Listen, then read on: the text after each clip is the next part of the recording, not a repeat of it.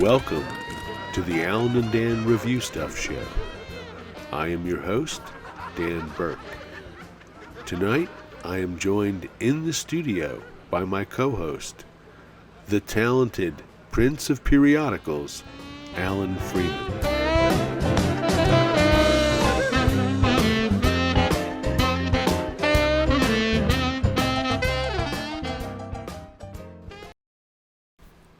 Today, Alan and I are taking a day off to attend a traveling circus near the Alan and Dan recording studio, which, as it turns out, is in a group of large tents here in the parking lot at the mall. Thanks. I didn't think our show had the budget for this. It doesn't. You're paying for it. That's not what you said back at the... Ladies and gentlemen listening at home, we got our tickets and we are in the bleachers. And a clown is asking if anyone would like to volunteer to be a part of today's show.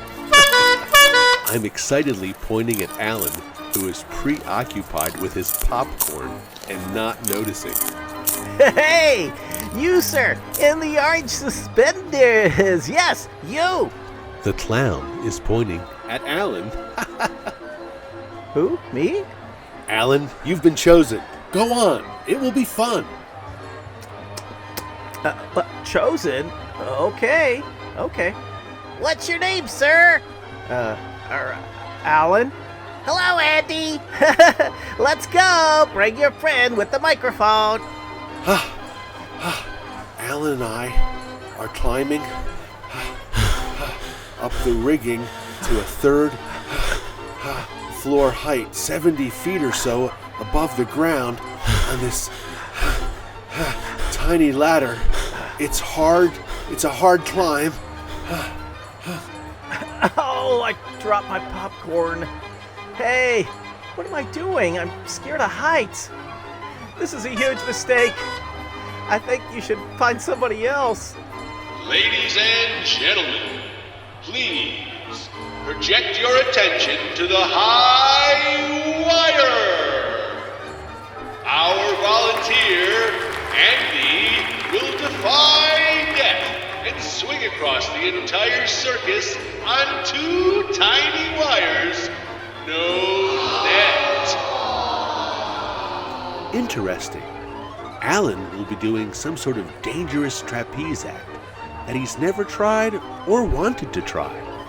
He is now standing on a small wooden platform. I am still hanging on the ladder. Our volunteer will perform the triple somersaults of death, and then will be caught in the arms of Frank Willenda on the far side of the arena. Let's give a big hand for our volunteer, Andy!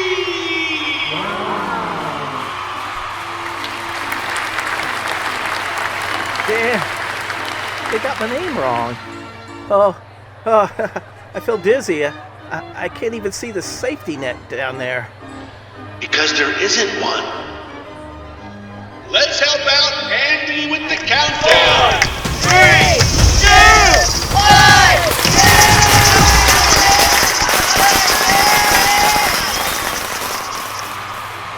I'm not going. You just need a little push. There you go.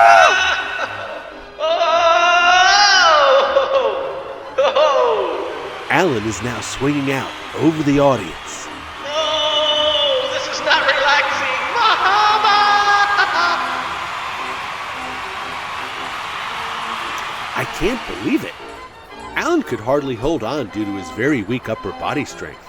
But somehow he did the triple somersault with a quad spin and grabbed Frank Willenda's hands. Amazing! I was certain he would fall to his doom. Oh, my hands are slipping. Damn buttered popcorn. Alan is falling from the high wire. He is flapping his arms like a bird. It's not working! Nope. Fantastic. Epic. Alan has just landed on a pile of hay and rolled onto the ground. He's okay! Amazing! That was a great performance. Alan looks dazed but unharmed. The clowns are helping them up and helping them into the mouth of a large cannon. Our volunteer, Andy, will now be shot out of our giant circus cannon! Let's help Andy out with the countdown. 3,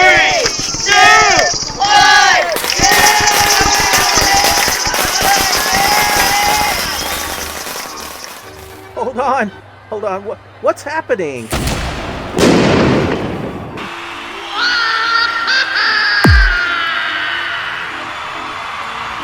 Incredible! Alan has just been shot out of the giant cannon, and he has rocketed right through the roof of the tent, and he is gone. Is there a doctor or a veterinarian in the house?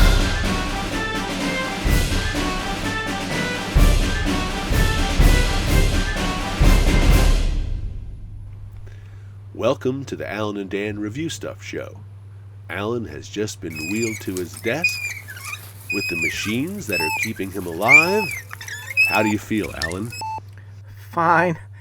I broke over 50 bones in my body, but I still love the circus. You sure did. Hey, I was thinking we could go to a hockey game next. What is your shoe size?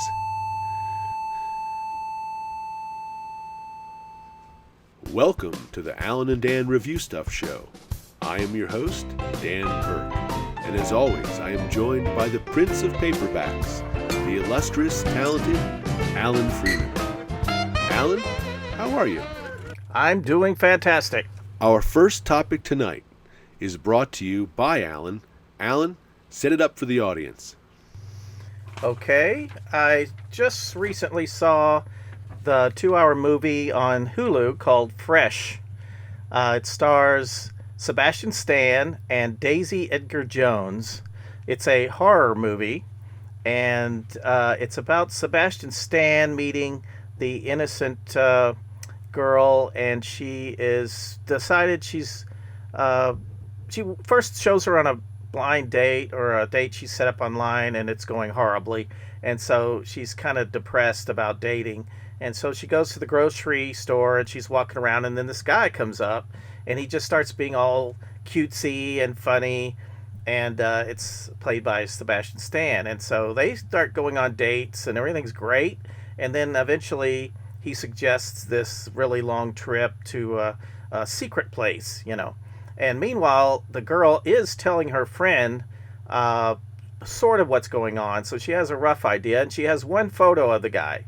And that's about it. And so then the girl goes missing, and her friend starts trying to track her down. But meanwhile, we see that she has been drugged, and then she's put into this room, and Sebastian Stan, it turns out, is kidnapping all these girls, and he slowly takes parts off of them for their meat, and he sells it to guys online that are rich, and it shows a montage eventually of them opening up their box, and they have some of their girls' underwear and different little artifacts from the girl, and then they have this package that looks like ground chuck meat.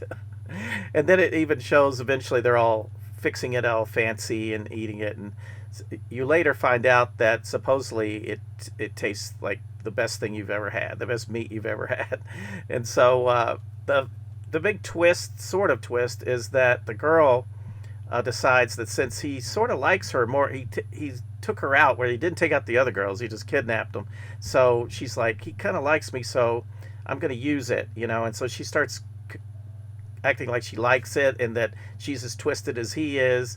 And then he even fixes a meal, and then she's like, well, who is this? And he goes, oh, that's Michelle, and all this stuff. And it's sort of like Hannibal Lecter, in one of the second movie, I think it was, where they were having dinner and they're eating this guy's brain and all that. But anyway, they do suggest how horrible it all is, and some girls are missing an arm and a leg or whatever. But they could have made it much more horrific, if they wanted to.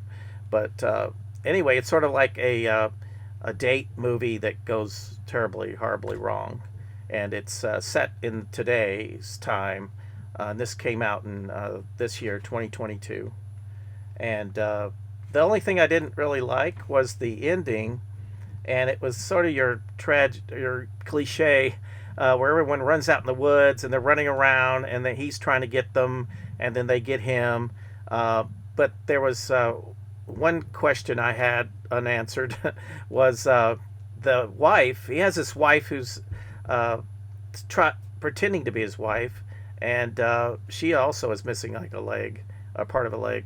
Anyway, he's just using her as well, like a front, and so it looks that way. But then it turns out she is actually helping him, and it could be Munchausen syndrome or whatever. I don't know. They don't explain. But she comes out and even tries to help him when he's out in the woods, being chased and everything. And she brings this big guy, Samoan-looking guy, with her. It's like her bodyguard or something. Well, anyway, when they eventually kill her and I think they killed her for sure, and the Sebastian Stan's character gets all beat up too and killed. And so anyway, the girls win, and then it's over, and you're like, what about the Samoan guy? They never went back to him, so he's still out in the woods wandering around. I don't know. But anyway, that's pretty much it. Yeah. Now, did you find this movie more scary or more gross? Where do you come in on that? Yeah, I guess it was. Well, the tension was that you kept waiting for him to do something to her. Like take off her. She would wake up and find some part missing. Part of her leg or arm or something. That was the horror of the whole thing, because they would show girls in the other rooms and they were missing a leg or an arm, and then it even showed his freezer room, because he had like a mansion. They always do, these killers. So a lot of the time they seem to be rich doctors. But he had a freezer, and he even had torsos and stuff in there. So he had totally finished off some of the girls in the past. But yeah, I found it horrific in the sense that you didn't know what was going to happen to these girls next. But as far as the gross part, it could have been a lot more visual. They kind of showed him working, and you can't really see what he's working on. So they kind of were a little tasteful in that regard.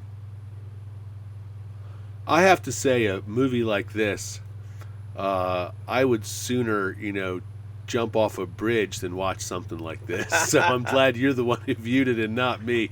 This is anathema to what Dan wants to see. Just gross on every level. Your description gives me the creeps just listening to it.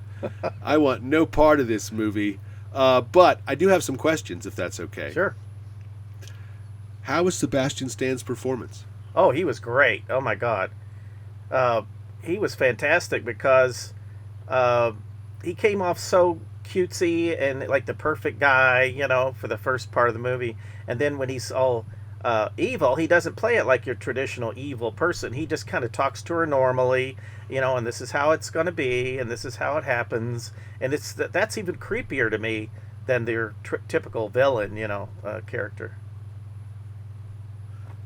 How do they kill him at the end exactly? Does he get shot, or does he get the wooden axe, or what does he get? Yeah, he's chasing the main girl character, and she saves another girl. So she grabs this other Asian girl, and they go into the woods. He comes after them, and then the black girl, that's her friend that's tracked her down. She's the one that he had also captured her at some point, but she gets loose too, and then she comes up and hits him from behind, and I'm not clear what she's hitting him with, a tree branch or something, I don't know. But then they all just kind of pile on him and just destroy him, just beating the hell out of him. And that's the end of him. Now, how about the female star? Is she a known star, or is she a new girl? Who is she? She's only done a couple of things and I didn't write it down, but I hadn't seen the other two things, so it hasn't been much. She hasn't been in very much, but she was really good. She reminded me a lot of the girl. She was in those 50 Shades of Grey. She's like yes. Johnson. Is that her last name? She's the Not sure. She's the daughter of the guy that was in Miami Vice. Okay. Something Johnson, right?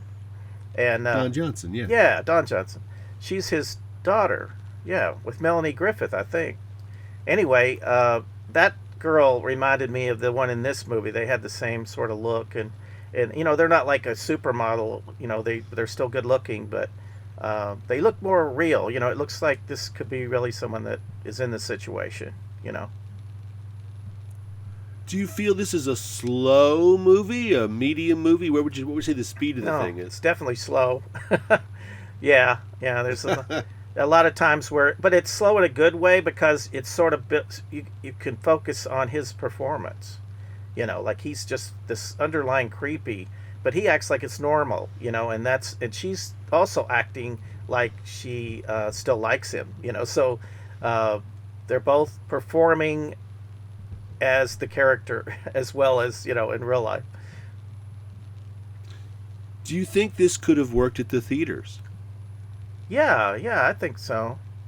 I used to be a member of the Book of the Month Club for about a year, 2020 or so, and most of those books are geared towards women, so I'm not in the club anymore. But most of those books were similar to this movie, and they're all about, the dog walker is now dating the guy, and the guy's got his wife hidden upstairs in a room, and it's all like things that maybe could happen.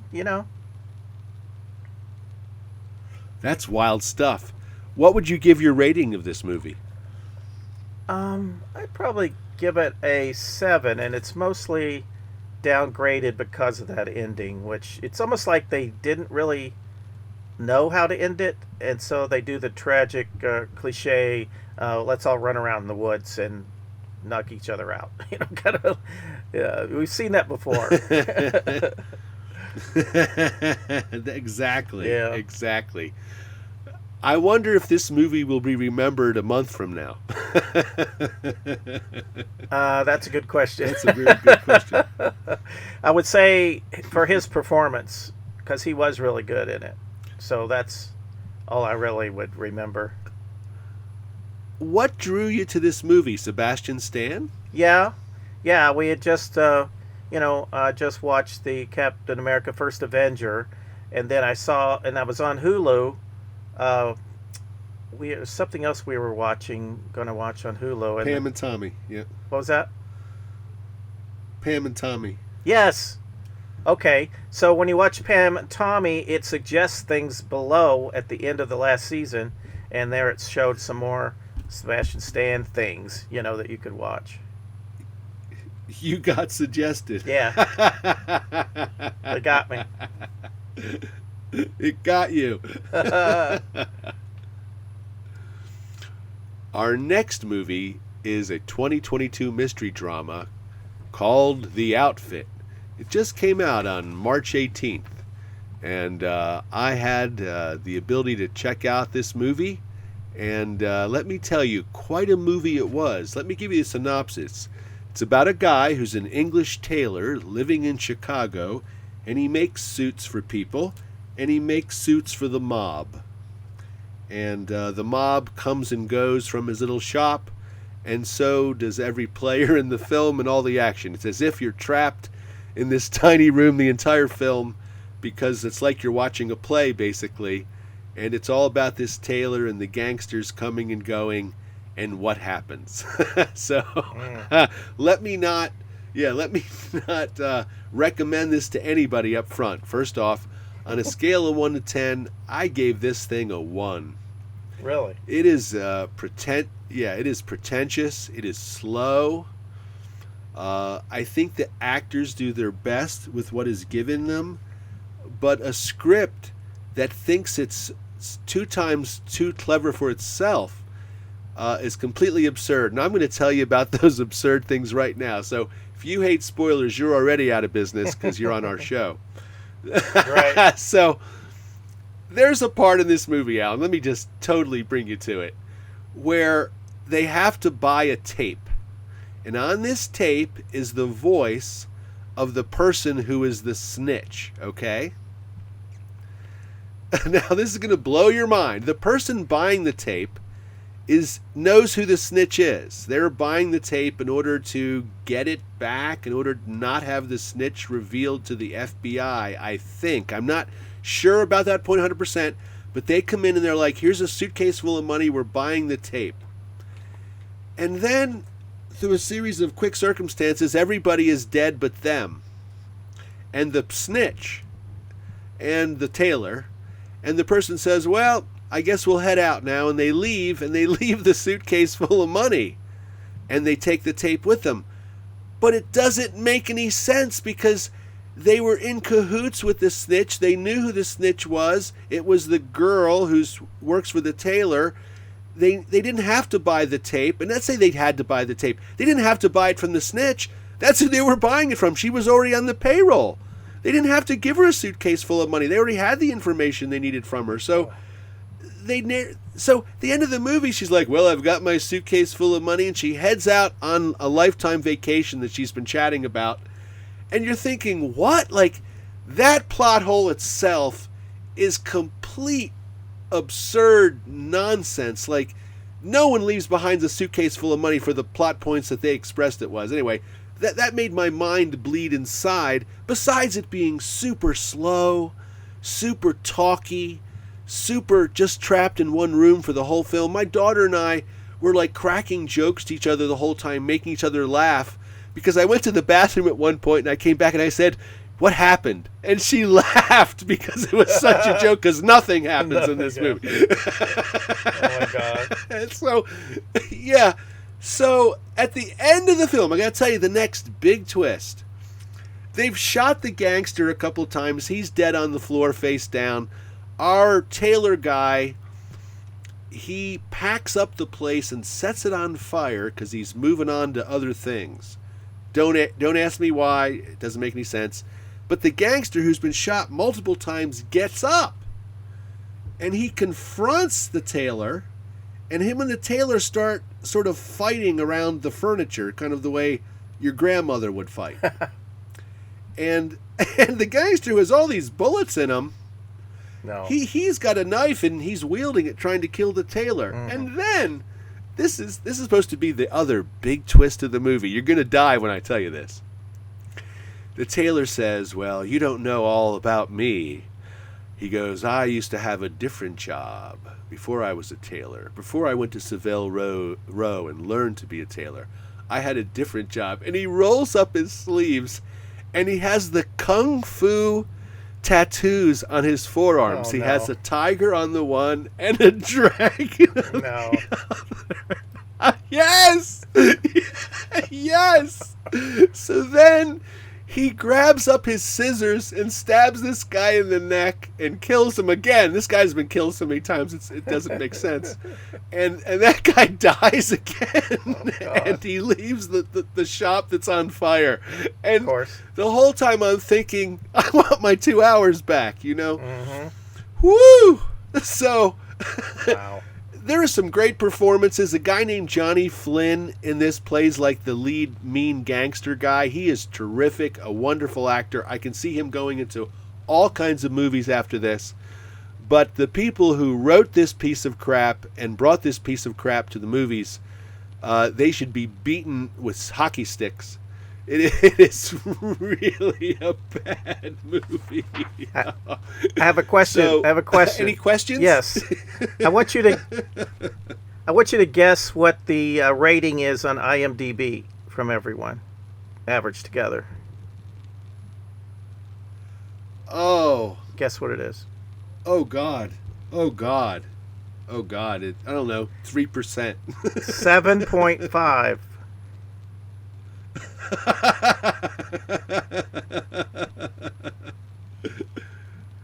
Well, here's why Rotten Tomatoes is a lie. On Rotten Tomatoes, it has a 91 right now. Oh. This is a steaming pile of tomatoes. That's crazy. I'm telling you, this is nothing anyone should ever see. It's not even one of those movies that's so bad you can see. You know what I mean? Mm-hmm. It just stinks. And the twists are not twists at all. I'll give you something else. Inside this tailor shop, the gangsters, for some reason, exchange all their mail in the back. They put all their mail in a black box, and then some mailman from the gangster outfit comes and collects it. Mm-hmm. I know. Turns out the tailor has been manipulating the mail. Oh, really? Yeah, but through a series of incredible circumstances, it's all supposed to be some master plan that he put together. And it is not that at all. It's if you play back even the slightest thing that happens in the movie, none of that's a plan. It's all random nonsense. So anyway, the fact that these people were supposed to bring a suitcase full of money and leave it behind for this tape and etc., is so nonsensical, and he's supposed to be some mastermind genius. Yeah, well, he's the genius who just set fire to his whole house and walked out on it, so he's a friggin' idiot. So, the girl in the movie, what does she do?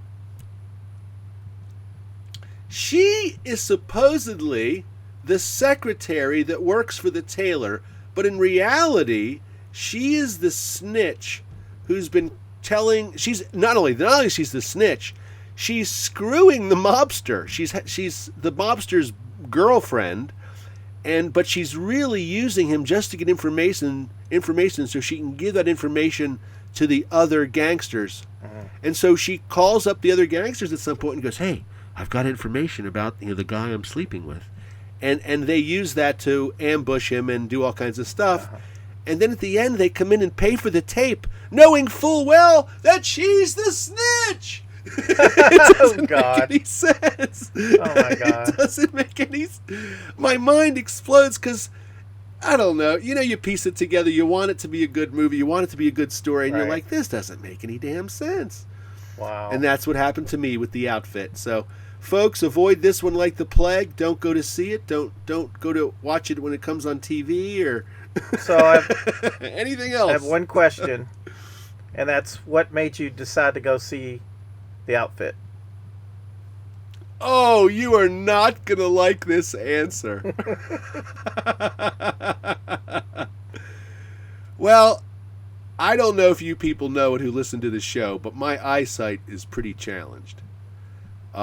It's super challenged, as a matter of fact. And even with corrective glasses, I can barely see. So people always say to me, it's a wonder you can draw because you can't see. It is. And it's true. I can't see. So when I looked up this movie, I was looking at the Nicolas Cage poster movie, and that poster looks awesome. It's called The Unbearable Weight of Talent, but I couldn't read the lettering because it was too small. So I thought that was the poster for this thing, and I went, man, this looks like a great movie. Like, this looks awesome. It's got action and speedboats and helicopters and explosions and fights and bags of money, and this looks like my kind of movie, Like it looked like exactly like the poster for Two Smoking Guns and a Shotgun. That movie, Two Smoking Barrels. I don't know. It had that fun indie look of a violent movie. Does that make sense?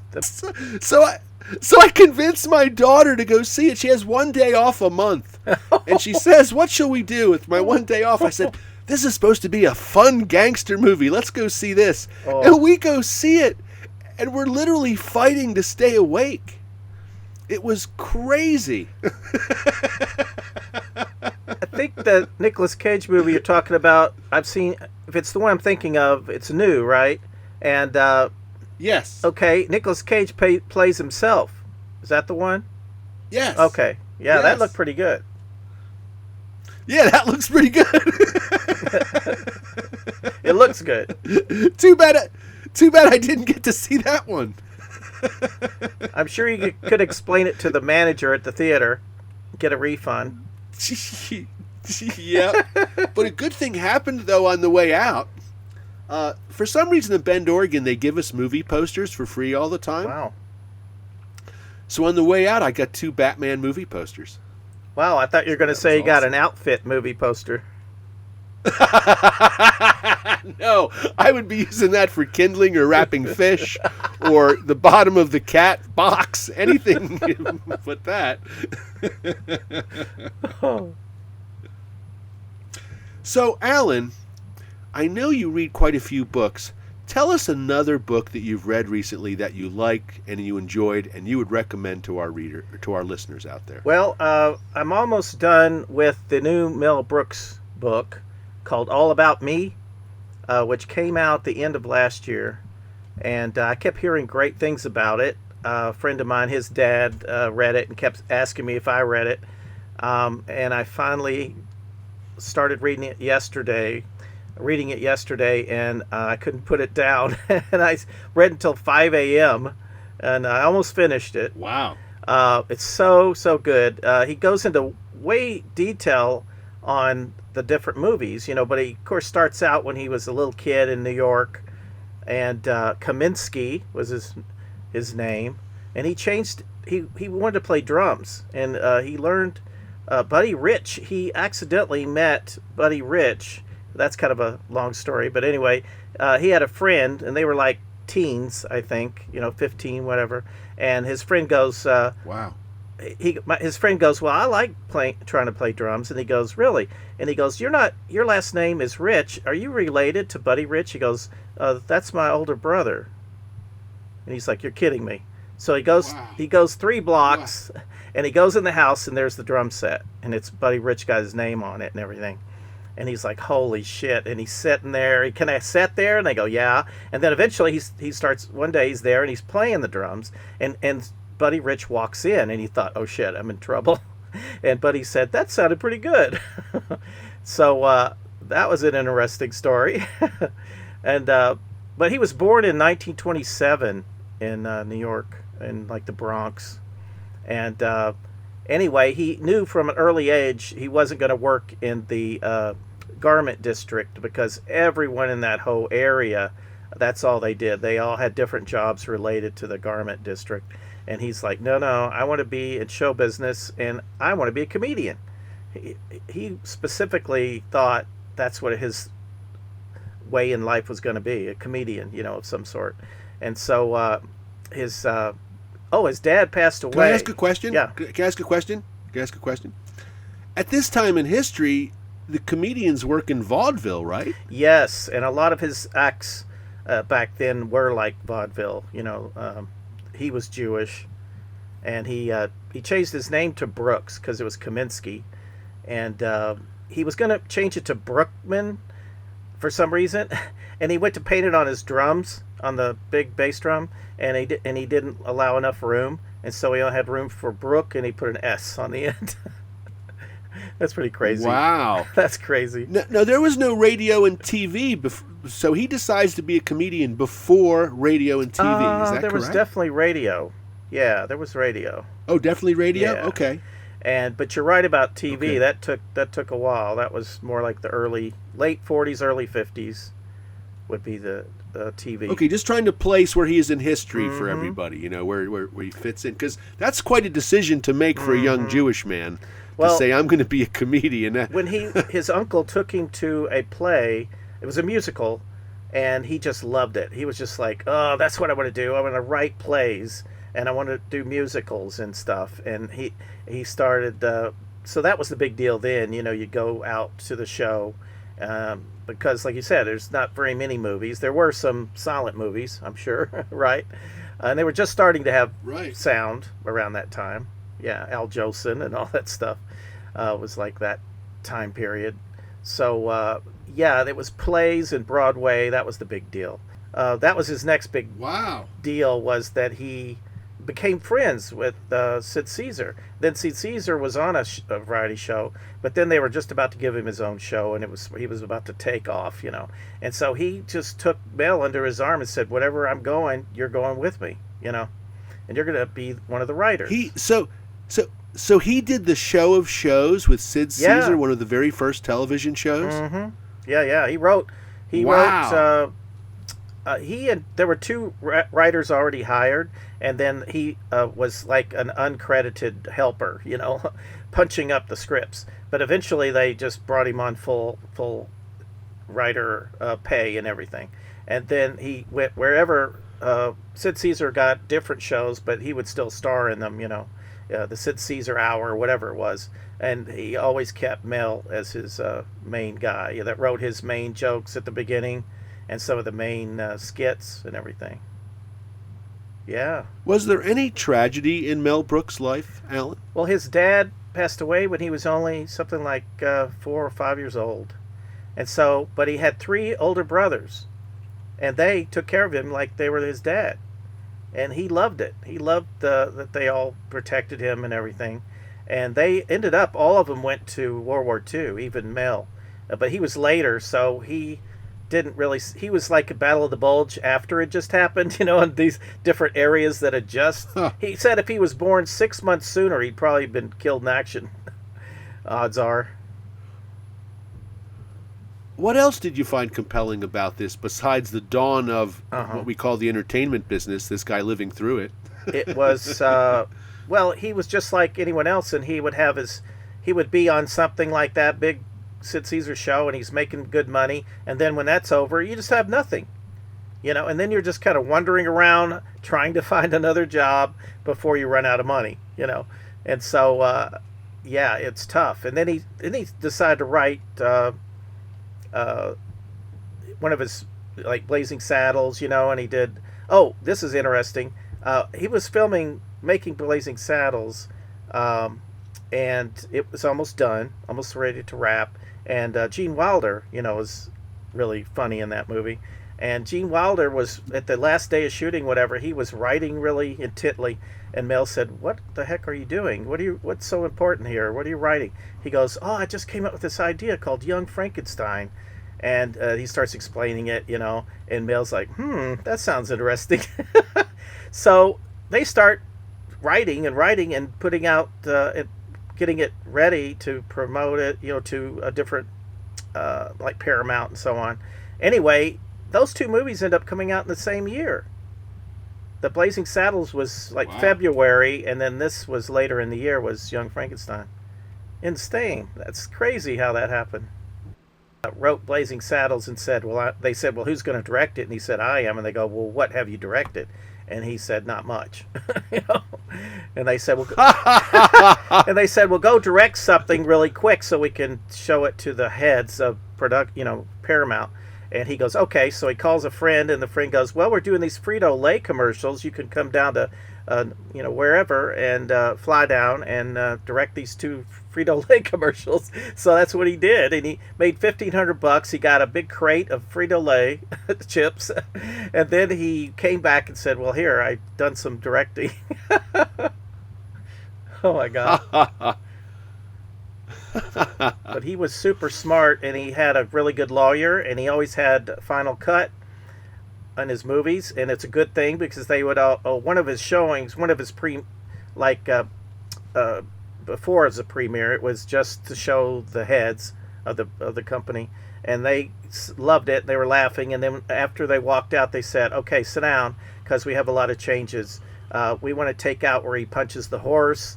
We want to take out where she's doing her little song about I'm tired, you know, and then just all the main things. And you know what his how he always answered? He'd always say, okay, it's out. And they'd say, well, what about the punching the horse? It's out. This and this, out. And then he would never take it out. That's how he dealt with them. Mel Brooks had quite a career. For those who ever saw a TV show called The Dick Van Dyke Show, Dick Van Dyke works as a comedy writer on a variety show. Maury Amsterdam's character is based on the personality of Mel Brooks. And also the film My Favorite Year is based on Mel Brooks' experiences as a young writer working with Errol Flynn, the eccentric actor, who, I don't know if you know much about Errol Flynn, but he tried to seduce every woman within arm's reach of him. Right. So he was a crazy eccentric. And one of the people that Mel Brooks worked with were 2 up-and-coming writers. One was named Woody Allen, and the other was named Larry Gelbart. Yep. Larry Gelbart would go on to write MASH, and for people probably already know about where Woody Allen went. Right. And here's some other interesting things about him. He produced the TV show Get Smart. Yes. And that came, Yeah, and so that was in the 1960s. He also Okay, that's did a right. reoccurring act. He also did a reoccurring act with Carl Reiner on the Steve Allen Show. It was called The 2,000-Year-Old Man, Yeah. and he got to do his comedy live on TV as a comedian. So that was a big thing for him. Anyway, those were some of the highlights of his career. He was a fantastic, writer of comedy, and he was all over the place, and his fingerprints on all sorts of things. You're right. As TV is coming up. I forgot about the Get Smart because he completely created that show, and he even created the phone in the shoe. And there's one of the beginning of the first episode. It has there's like a concert, and all of a sudden, in the middle of the concert, a phone's ringing in the middle of the crowd, and he answers his shoe phone. And Mills said he sort of invented the cell phone with the first interruption, Another thing that Mel Brooks did in the 60s, 1968, was he was part of the people who created a stage play and then the movie called The Producers. This was an amazing, hilarious movie, and he would win the Academy Award for Best Screenplay, beating out Stanley Kubrick and John Cassavetes. The Producers became an underground hit, huge Broadway hit. It eventually spawned a record album, other movies. They even remade the movie a few years ago with modern people. Yeah. Continues to tour and be a favorite all over the world. So Mel Brooks involved with bringing The Producers to life. And wow, it's so awesome because for anybody that's ever seen The Producers, it is a brilliant, brilliant film. Yes, and that was called Springtime for Hitler. The film that they produce inside The Producers, yes. Yes. That's what the name of the movie was Yes. going to be for quite a while. And then, Oh, we can see why they didn't make it that name. yeah, they finally said, one of the movie moguls said, we'll back the movie, we'll give you all the money you want, but you can't have that title. And he's like, okay, fine. Can you believe that was his first movie that he made, Mel Brooks? Isn't that amazing? It's wild. What a great first movie, man. It's mind-blowing. He came up with the idea when he was struggling in New York, and it was like in the 50s or 60s. It was way back, and he went to a movie agent, and that guy was like the producer that he ended up in his mind saving all this guy's stuff because he was like a natural character, and so that was the Max guy in The Producers, was this based on this guy that he had met years earlier. It's interesting you talked about how you work as a professional in show business and then you don't work because you don't have any money, or probably don't have any work. No one's hiring you. And by the time the 1970s showed up, even though he had been at the top of the heap as far as writing and making movies, you would say, his career was almost washed up. He couldn't sell his scripts to anybody. It was kind of crazy where Mel Brooks was sitting at this point in his career. And Blazing Saddles really is what brought him back. Yeah. It was a huge success with younger audiences. It made $119 million, which in 1974 was a lot of money. Right. And back then, his movies were made for around $1 million. Something like that. The Young Frankenstein was like one of those two was under $1 million, actually. And it's kind of crazy, but Blazing Saddles was nominated for 3 Academy Awards: Best Supporting Actress, Best Editing, and Best Music, and Best Original Song. And he wrote... I mean, wow. He wrote those songs. Mel did. Did he really? Yeah. That's awesome. He was married It's to... amazing. He married Anne Bancroft, and, she's a famous actress. She was in The Graduate and a lot of other things. And he came to her and said, who am I going to get to write the song for Blazing Saddles? And she said, well, it's going to be you. You're going to take this paper and a pencil. You're going to go in that other room. And I know you can do it. Come out when you're done. And that's what he did. Ha! Young Frankenstein was a big hit in 1974. It made $86 million. It was fantastic. And it also was nominated for 2 Academy Awards, Adapted Screenplay and Best Sound. Yes. So pretty amazing. I love that movie. It's fantastic. Funny movie. Gene Wilder had a lot to do with the script on that one, and he starred in it. Well, you said he's the one who created it. Yeah, you said yeah. He's the one who came up with the Yeah. idea. So what's the name of this book again? It's called All About Me, Mel Brooks. And you'd highly recommend it. Oh, yeah. Oh, definitely. His best friend was Carl Reiner, and I'd already read 2 or 3 books by Carl Reiner. So I'd heard some of these stories. Does Carl Reiner ever mention Mel Brooks? Oh, yeah. I'd heard some of the same stories. Yeah. They were friends for a long time. Well, that would make sense. Yeah, a long time.